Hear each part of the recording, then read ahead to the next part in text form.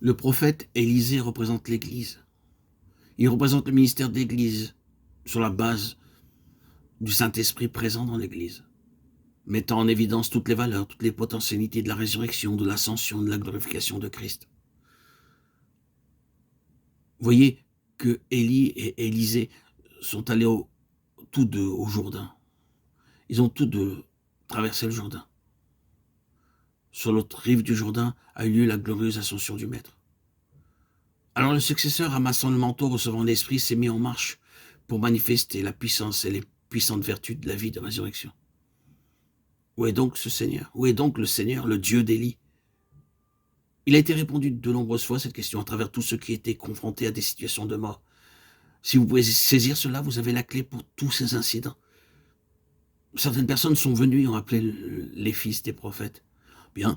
Bien sûr, en considérant l'histoire telle qu'elle est écrite, vous n'êtes pas emballé par ces fils des prophètes. Cependant, il typifie quelque chose. Qu'est-ce qu'il signifie? Il représente ceux qui serviront parmi le peuple du Seigneur en relation avec cette énergie de l'Esprit qui est présente dans Élisée. Ceux qui parmi le peuple du Seigneur servent pour le témoignage de Jésus, pour le témoignage de sa vie ressuscitée. Maintenant, notez ce qui est arrivé. Ces fils des prophètes ont dû entrer dans l'expérience pour pouvoir servir. Ce ministère particulier qui progressait était le ministère de la vie, vainquant la mort. Considérons les choses qui sont citées, les eaux de Jéricho, le poisson dans le pot, le fer de hache qui tomba dans le fleuve qui a surnagé. Tout fait allusion à la mort, agissant dans diverses directions de plusieurs manières, chacune d'elles ayant sa propre signification, et de la vie se manifestant triomphalement sur la mort lors de ces tentatives. Ces fils des prophètes ont eu l'expérience de tout cela. Et ils ont appris en étant terriblement éprouvés. Et chaque fois, il y avait cette attitude. Maître, qu'est-ce que nous ferons? C'est leur cri, sans cesse répété. Et il doit en être ainsi pour nous qui sommes aussi confrontés au même dilemme.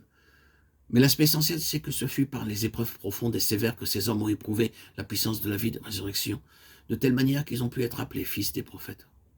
Nous voyons que cela correspond à ce passage qui a été cité. « Voici moi et les enfants que l'Éternel m'a donnés, nous sommes des signes et des prodiges. » Cela signifie quelque chose qui est en dehors du domaine humain, quelque chose de merveilleux, qui ne peut être attribué qu'à Dieu. Ils sont là pour être des signes et des prodiges.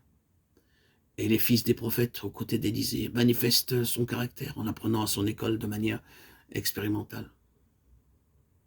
Maintenant, nous sommes bien d'accord sur le fait que nous avons l'Esprit. Le ministère de l'Esprit est le ministère de la vie, vainquant la mort de toute manière et en toutes les circonstances. Et notre éducation est en relation avec cela.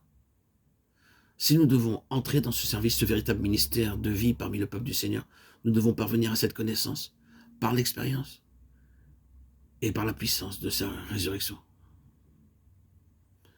La seule chose qui puisse réellement servir, c'est cette vie qui triomphe de la mort.